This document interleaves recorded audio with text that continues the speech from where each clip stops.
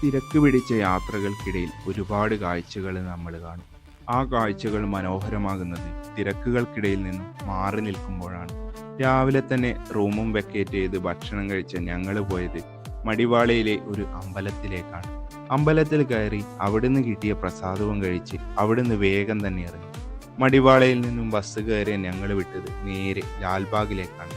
ബംഗളൂരുവിൻ്റെ ഹൃദയഭാഗത്ത് 240 ഏക്കർ വിസ്തൃതിയിൽ വ്യാപിച്ചു കിടക്കുന്ന പ്രകൃതി സൗന്ദര്യത്തിന്റെ അതിശയിപ്പിക്കുന്ന മരുപ്പച്ചയാണ് ലാൽബാഗ് ബൊട്ടാണിക്കൽ ഗാർഡൻ. നൂറ്റാണ്ടുകൾ പഴക്കമുള്ള 1800-ലധികം അപൂർവ ഇനം സസ്യങ്ങളും പൂക്കളും ഉൾപ്പെടുന്ന വൈവിധ്യമാർന്ന ഒരു പറുദീസയാണ് ഇത്.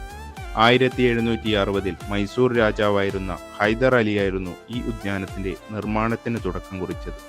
അക്കാലത്ത് പ്രശസ്തമായ മുഗൾ ഗാർഡന്റെ രൂപത്തിൽ തൻ്റെ രാജ്യത്തും വേണം എന്നുള്ള ആഗ്രഹത്തിൽ നിന്നാണ് ലാൽബാഗ് രൂപം കൊണ്ടത്. ലോകത്തിൻ്റെ വിവിധ ഭാഗങ്ങളിൽ നിന്നുള്ള വൃക്ഷങ്ങൾ നട്ടുപിടിപ്പിച്ചു. ബൊട്ടാണിക്കൽ ഗാർഡൻ എന്ന രൂപത്തിലേക്ക് ഇത് പൂർത്തിയാക്കിയത് ഹൈദർ അലിയുടെ മകനായിരുന്ന ടിപ്പു സുൽത്താനായിരുന്നു. 1979-ൽ മൈസൂരിലെ ബ്രിട്ടീഷ് ആധിപത്യത്തിന് ശേഷം ഗിൽബർട്ട് വാഗ്നായിരുന്നു സംരക്ഷണ ചുമതല. ഇന്ന് ഈ ഒരു ഗാർഡൻ കർണാടക ഗവൺമെന്റിന്റെ സംരക്ഷണത്തിലാണ്. സന്ദർശകർക്കായി പ്രത്യേക എൻട്രി ഫീസും ഇവിടെയുണ്ട്. 2 പ്രധാന വാതിലുകളുള്ള ഈ പൂന്തോട്ടത്തിൽ ഒരു മനുഷ്യനിർമ്മിത തടാകവുമുണ്ട്. സ്പോട്ട് ബിൽഡ് പെലിക്കൺ എന്നറിയപ്പെടുന്ന ഞാറപ്പക്ഷിയുടെ വാസസ്ഥലം കൂടിയാണ് ഈ ഉദ്യാനം. ഞങ്ങളിവിടെ മൊത്തം ചുറ്റി നടന്നതിന് ശേഷം അവിടെയുണ്ടായിരുന്ന ഈ സൈക്കിളും എടുത്ത് ഒരു തവണ കൂടി കറങ്ങി.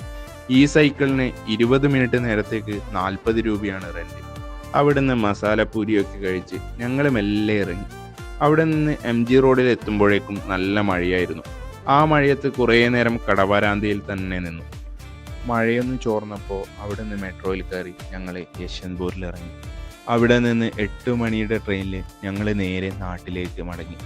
ചെറിയ കാലയളവിൽ ഞാൻ മനസ്സിലാക്കിയ ഒരു കാര്യമാണ്, ബാംഗ്ലൂർ എൻജോയ് ചെയ്യാൻ വരുന്നവർക്ക് അടിപൊളിയായിരിക്കും, എന്നാൽ ജീവിക്കാൻ വരുന്നവർക്ക് കഷ്ടപ്പാട് തന്നെയാണ്. ചെറിയ ഇടവേളകളിൽ നല്ല ഓർമ്മകളും അനുഭവങ്ങളും നൽകിയ ബാംഗ്ലൂരിൻ്റെ മണ്ണിനോട് ഗുഡ് ബൈ.